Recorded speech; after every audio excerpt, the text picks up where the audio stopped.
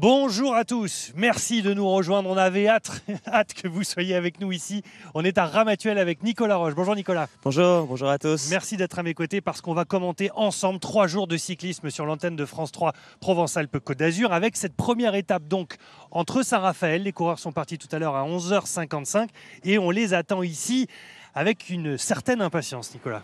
Oui, une certaine impatience. C'est une arrivée qui sera à mon sens spectaculaire.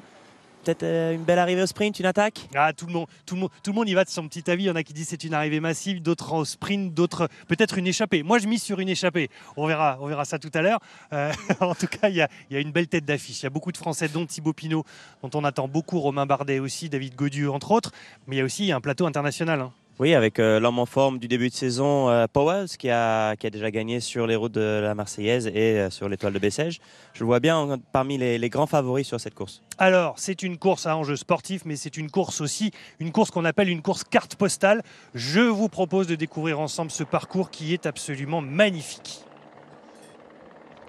Ô combien magnifique, 187 km donc entre Saint-Raphaël et Ramatuelle, 4h45 de course théorique, les coureurs sont partis, on l'a dit, à 11h55 et 3 km après ce départ de Saint-Raphaël, ils sont 5 à s'être, on va dire, échappés et cette échappée tient encore, Nicolas.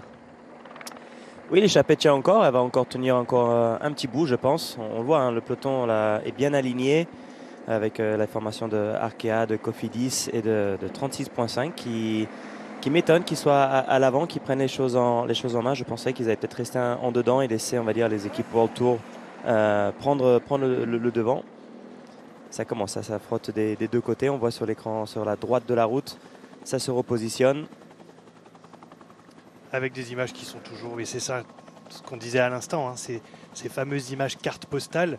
C'est vrai qu'on a la chance de pouvoir dire que sur cette antenne, on va diffuser pendant 3 jours une course qui est absolument merveilleuse, une référence en matière de géographie. Quand on voit ce genre d'images en direct, on se dit qu'on a de la chance d'abord d'être dans ce genre de paysage et les coureurs aussi.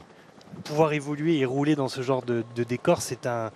On va pas parler de rêve, mais c'est quand même un super bureau que les coureurs possèdent tous les jours comme ça. Ah ouais, c'est un super bureau. D'ailleurs, j'ai pas pu m'empêcher d'aller faire un petit tour moi-même sur les routes. J'étais un peu presque en retard, mais voilà les 5 hommes de tête.